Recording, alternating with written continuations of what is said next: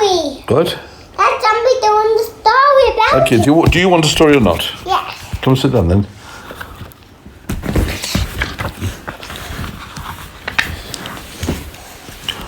Once upon a time, there was a woman who longed to have a little girl of her own to love and to care for.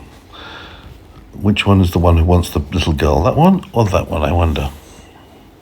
As time passed and she had no children, she became very sad.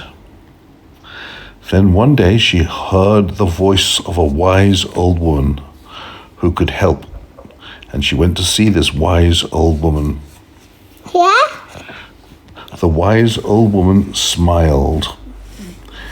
"Take this tiny seed and plant it in a flower pot," she said, "and you will have your little girl." The woman took the seed home and planted it. Soon green shoots appeared. Then a flower bud grew between them. At last the flower bud opened and out into a beautiful yellow flower. And right in the center was a little girl, no bigger than the woman's thumb. The woman looked down at the girl. "How pretty you are," she said. "You are so small and dainty. I'm going to call you Thumbelina."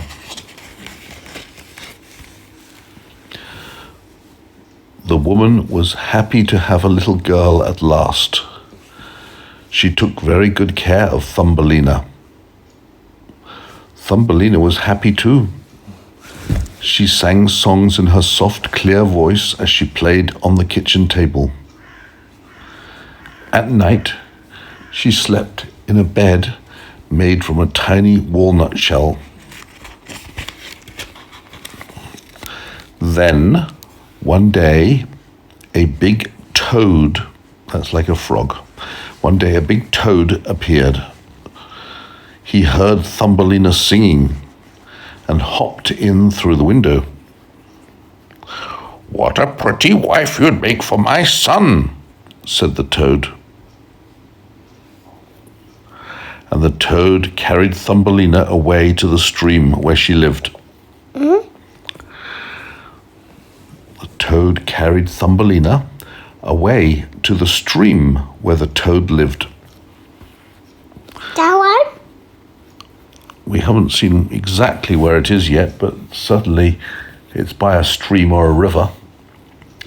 The toad left the little tiny girl, that's Thumbelina. The toad left the little tiny girl all alone on a lily leaf and went off to find her son.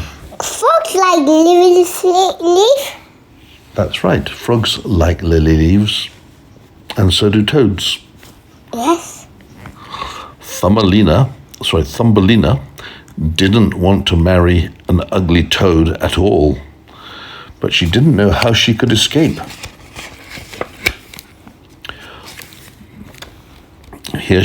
This is Thumbelina sitting on a lily leaf in the middle of the river or the stream. After a while, some friendly fish came swimming by. "Please help me," Thumbelina begged.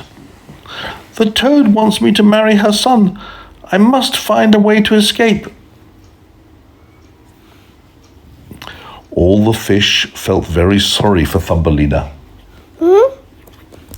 All the fish felt very sorry for Thumbelina. So they spent the whole day nibbling through the stem of the lily leaf, and at last Thumbelina was able to float away.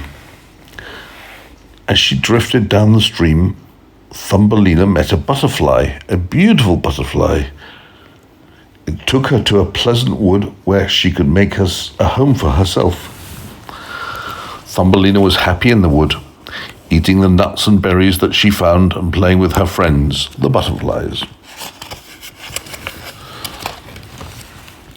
But soon the days grew colder. When winter came, it was harder for Thumbelina to find food. Her friends, the butterflies, disappeared, and she was alone. Then, one day, Thumbelina met a friendly field mouse who was just going into her little house. "I'm so hungry," Thumbelina said. "Please, can you help me?" The field mouse took pity on the girl. "Of course," she said.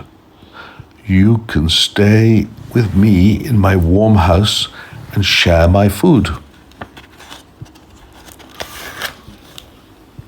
Thumbelina lived happily with the field mouse for a long time.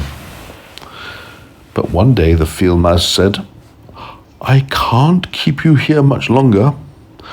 Why don't you marry my friend the mole who lives next door? He has a much bigger house than mine, and he will look after you next winter."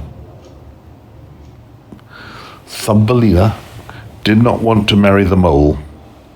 He lived under the ground and knew nothing of the sunny world outside. Why do you want to? Well, would you like to marry a mole? Yes. You would? I don't think so. I would. Lives underground. The next day, the mole visited Thumbelina. "Please come and see where I live," he said. Thumbelina did not want to hurt the mole's feelings, so she followed him into the tunnel that led to his dark underground home. "Be careful," said the mole. "There is a dead bird just here." Thumbelina saw that the bird was a swallow. He was not dead, just very cold and weak. Thumbelina felt sorry for the swallow. She covered him with dried leaves and grass to keep him warm.